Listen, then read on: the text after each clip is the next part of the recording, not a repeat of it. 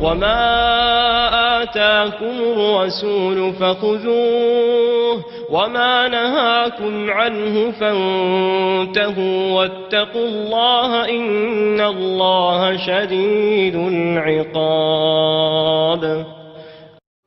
و آنچه را که رسول الله برای شما آورده است بگیرید و اجرا کنید و آنچه را از آن نهی کرده است خودداری نمایید و از الله بترسید، بیگمان الله سخت کیفر است.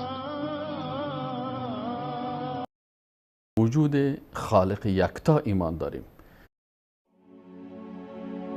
اقرأ ورتل باقتدار آناء ليلك والنهار ازرع بقلبك آية لتفوز في جني الثمار. طب حياتك إنها بالذكر زاهية المنى.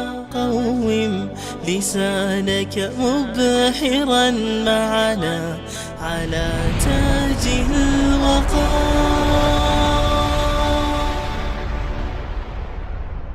اقرأ ورتل باقتدار آناء ليلك. بسم الله الرحمن الرحیم.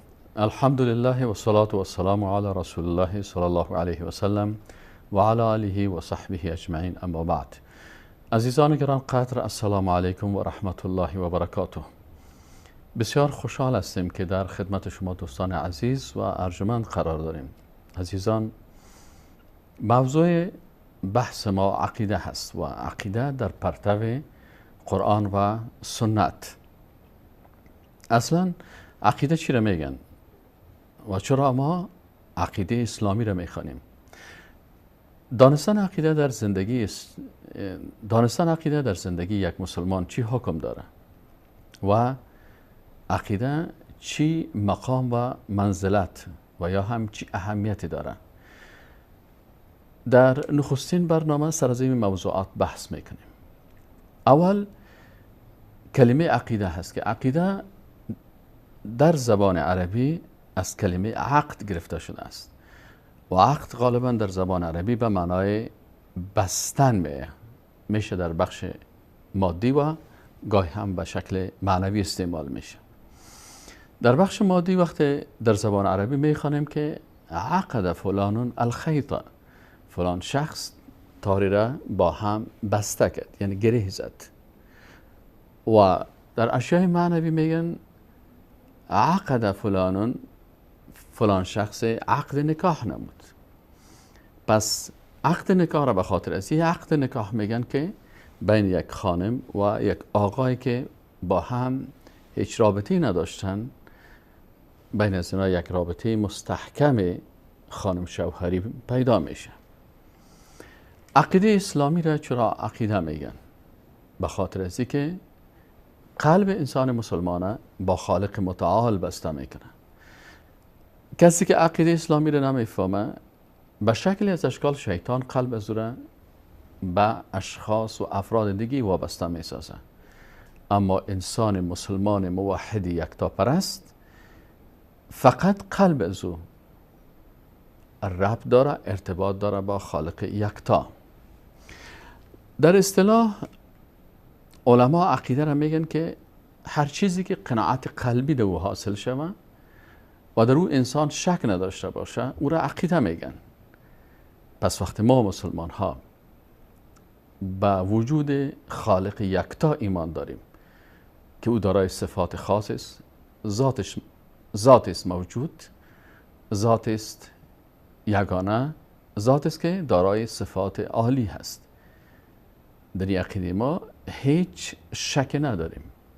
پس این را عقیده توحید اسلامی میگن. حکم عقیده چی هست؟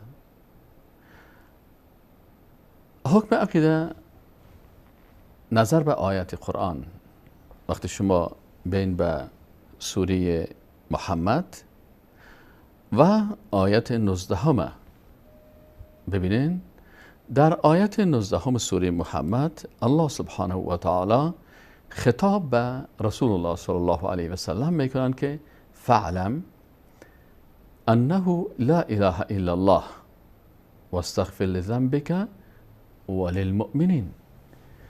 فعلم، پس بدان ای پیغمبر و هر کسی که شما قرآن عظیم الشان میخوانین و به قرآن عقیده دارین، باید علم داشته باشین. فعلم یعنی بدان و علم داشته باش انه یقینا که لا اله الا الله، نیست هیچ کسی مستحق این که ذاتش عبادت شود و قانون و شریعتش تطبیق شود الا الله، بغیر از الله سبحانه و تعالی. نظر به یه آیت قرآن، یاد گرفتن عقیده اسلامی بالای هر انسان مؤمن فرض عین می باشه و فرق است بین فرض اعتقادی و فرض در سایر عبادات.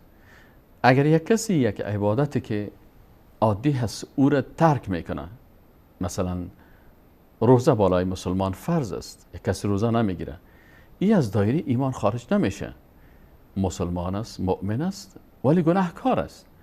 اما اگر یک کسی با وجود از اینکه مسلمان هست در عقیده توحید مشکلی داشته باشه، بناهن این حتی از دایره اسلام خارج میشه. امام بخاری رحمت الله علیه در صحیح البخاری یک بابی را ذکر میکنن که باب العلم قبل القول والعمل، باب است درباره علم قبل از سخن گفتن و عمل کردن. منظور از امام بخاری در این باب چی هست؟ علامه بدرالدین عینی میگه که منظورش این است که علامه بدرالدین عینی، کسی که صحیح بخاری را تشریح کردن، اونا میگه که منظور این است که پیش از اینکه انسان سخن بگوید و پیش از اینکه یک انسان یک سخنی بگوید، قبل از او باید علم داشته باشه. عمر رضی الله عنه در مارکت های تجارتی که در اونجا وجود داشت، حتی برای تاجرا و دکاندارا اجازه نمیداد که اونا تجارت بکنن تا زمانی که قواعد و احکام اقتصاد اسلامی را یاد نداشته باشن. به خاطر از اینکه اگر کسی تجارت میکنه و قواعد و احکام اسلامی را نمیفهمه، حتما بر از او مشکل در سود و در مسائل دیگه پیدا میشه.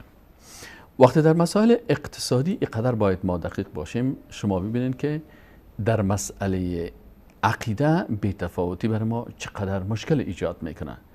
به این خاطر دانستن عقیده توحید مطابق کتاب الله و سنت رسول الله صلی الله علیه و سلم و فهم صحابه کرام، کسانی که شاگردای مستقیم رسول الله صلی الله علیه و سلم بودن، دانستن عقیده با در نظر داشت امی سه اصل بالای هر انسان مؤمن یکتاپرست فرض عین است. خب شاید کسی سوال بکند که عقیده اسلامی چی مقام و منزلتی داره؟ مقام و منزلت هر علم به اساس معلوماتی که او علم برای ما تقدیم میکنه می باشه. رشته انجینیری، مهندسی رشته بسیار عالی هست. برای یک مهندس ما در جامعه بسیار ارزش میدیم. چرا؟ رشته از اونا مربوط میشه به ساختمان ها و ما نیازمند ساختمان ها هستیم. وقتی پیش یک دکتر طب میریم، دکتر طب یا طبیب برای ما بسیار ارزش داره. چرا؟ به خاطر معلوماتی که رشته که اونا دارن مربوط میشه به وجود انسان. حال عقیده موضوعش چی است؟ موضوع عقیده نسبت به طب، نسبت به هندسه و نسبت به تمامی علوم رتبه و مقام بلند داره. چرا؟ به خاطر آنچه در عقیده بحث میشه موضوع وجود خالق یکتاست، صفات خالق یکتا هست. بنابراین عظمت، منزلت و مقام عقیده اسلامی در معلومات است که درباره خالق یکتا هست. ایمان به ملائکه، ایمان به کتاب‌های آسمانی، ایمان به قدر اندازه خیر و شر از جانب الله، ایمان به معاد روز قیامت، جنت، دوزخ و غیره. به این اساس اهمیت عقیده در قرآن و سنت برای ما ثابت میشه. اگر سوال شود که عقیده در قرآن و سنت چی اهمیت داره، میشه درباره از او چندین دلیلی را بیان کرد. علما و دانشمندان عرصه عقیده اسلامی به این نظرند که عقیده توحید ارزشش از آب، اکسیژن و غذا کده برتر است. اگر من آب نداشته باشم و یا غذا و اکسیژن نداشته باشم، تنها زندگی دنیایی من تباه میشه و برباد میشه و شاید من بمرم. اما اگر عقیده نداشتیم، خساره دنیا و آخرت است. هم در دنیا تباهی و بدبختی است و هم در آخرت. چرا؟ در شما اگر آیت 65 سوره زمر را باز بکنین در قرآن عظیم الشان و با دقت این آیت شریفه بخوانین، ببینین که الله سبحانه و تعالی میگه که ولقد اوحی الیک، یقینا که وحی شده به سوی تو ای پیامبر صلی الله علیه و سلم، و الی الذین من قبلک، و به کسانی که قبل از شما بودن، لئن اشرکت، اگر شرک بیاوری، لیحبطن عملک، حتما تمام اعمال شما از بین میره، ولتکونن من الخاسرین، و شما حتما از جمله خسران کنندگان می باشین. شما دقیق تر در این آیت میبینین. ما در این آیت شریف یک فعل داریم، یحبطو. یحبطو در زبان عربی به معنای از بین رفتن و نابود شدن است. و الله سبحانه و تعالی به پیغمبر اسلام، به شخص رسول الله صلی الله علیه و سلم خطاب میکنه که ای پیغمبر، لئن اشرکت، اگر خودت چیزی را در ذات الله، در صفات الله، در افعال الله، در عبادت الله و در اطاعت از شریعت الله چیز را شریک کنی، لیحبطن. ببینین یحبطو فعل مضارع هست و به معنای از بین رفتن و نابود شدن است. الله نگفت که اگر شریک بکنی یا کسی را با الله در این 5 چیز شریک بسازی یحبط عملک، بلکه گفت لیحبطن عملک. از دیدگاه قواعد گرامری شما ببینین لام به معنای تأکید است، یعنی حتما. وقتی میگیم یحبطو ولی میخوایم بر کسی تأکید بکنیم برش میگیم لیحبطو. وقتی نون در آخرش 2 مرتبه دیگه تأکید میشه، پس 3 مرتبه تأکید صورت گرفت که لئن اشرکت، اگر شرک بیاری، لیحبطن، حتما و حتما 3 مرتبه تکرار میشه، 3 مرتبه تأکید میشه. حتما اعمال تو کاملا نابود میشه و از بین میره. ولتکونن، این قاعده سر تکونو شما می باشین. وقتی میگه لتکونو 1 مرتبه حتما می باشی، لتکونن نه 3 مرتبه تأکید شد که حتما می باشین شما من الخاسرین، از کسانی که خسران و زیان کردین. خیلی خطرناک است یک کسی نماز میخونه، یک کسی روزه میگیره، یک کسی حج میره، یک کسی عبادت میکنه، تمام عبادات و طاعات از اینا با یک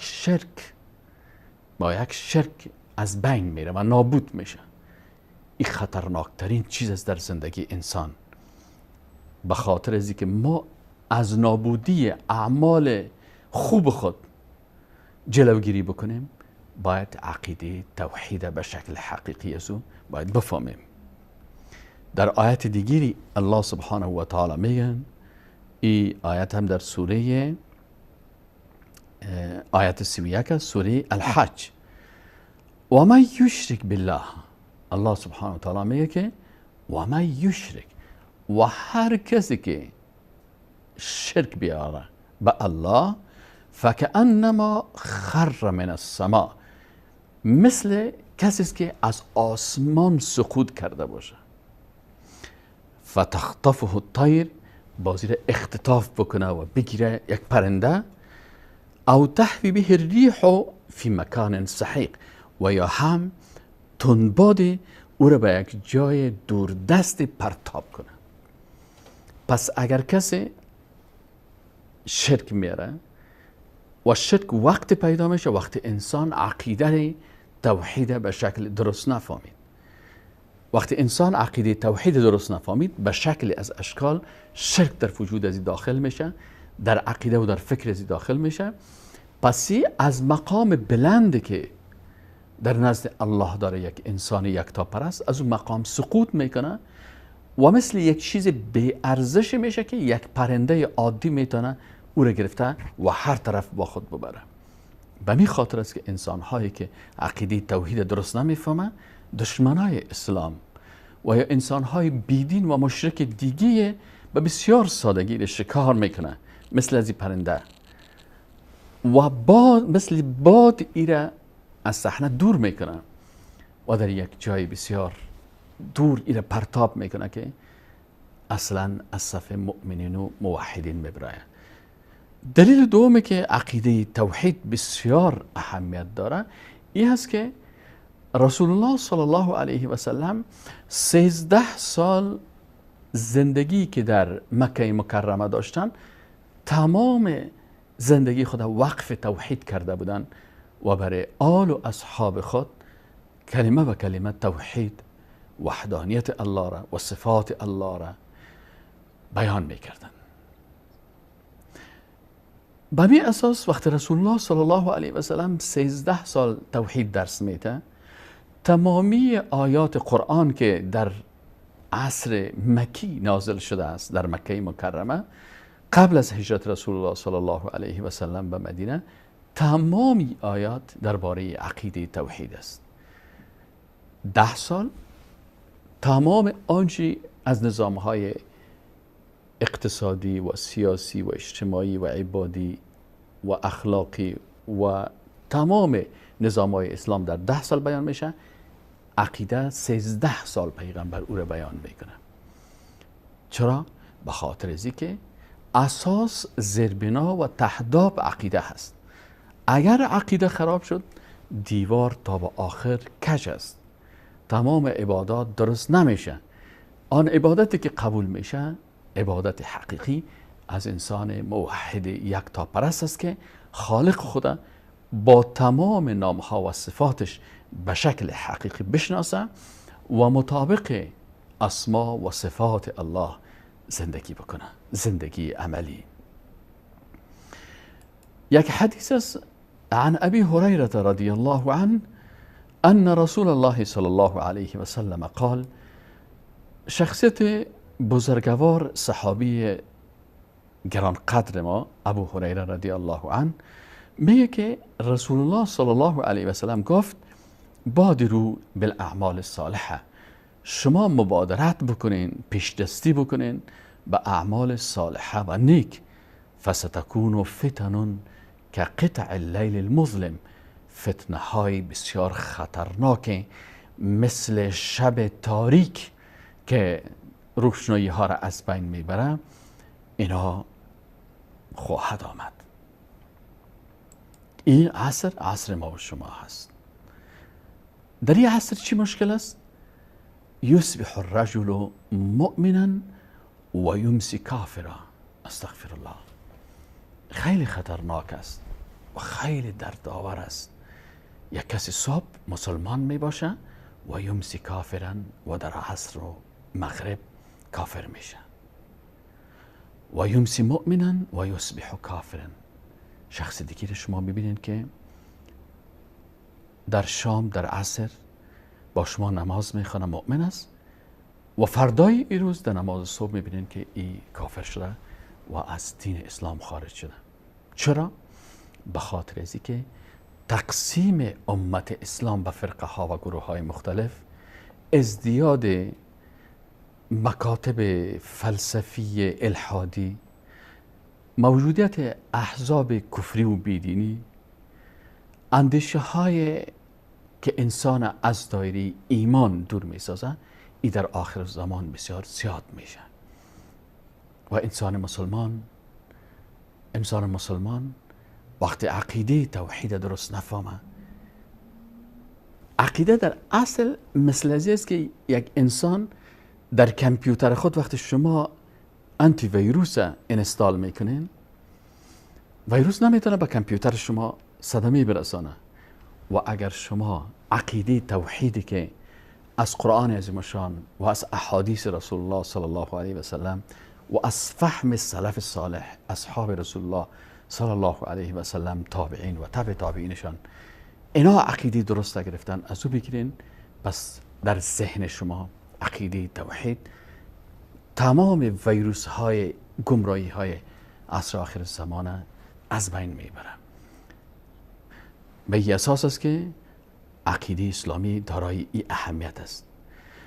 دلیل سومی که عقیده اسلامی بسیار ارزش داره، عقیده اسلامی، عقیده توحید، انسان از ذلت و خواری و پستی در دنیا و آخرت نجات میده.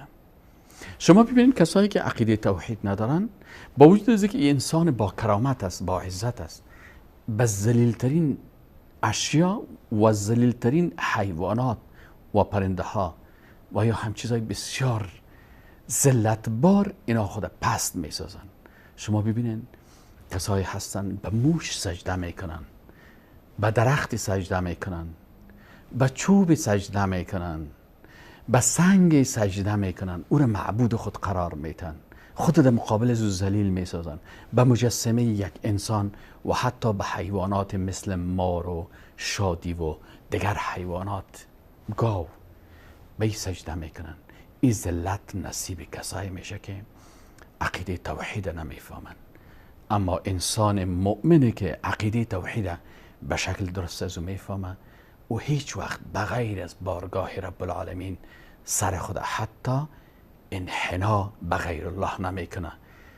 اصحاب رسول الله صلی الله علیه و سلم به نزد رسول الله صلی الله علیه و سلم آمدن و گفتن ای رسول الله، در امپراتوری های فارس قدیم وقتی اونجا دیدن که مردم به پادشاه ها و امپراتورها سجده میکنن، خدایگان فلان، خدایگان امپراتور، خدایگان فلان شخص و فلان شخص، به اونا رکوع و انحنا میکنن.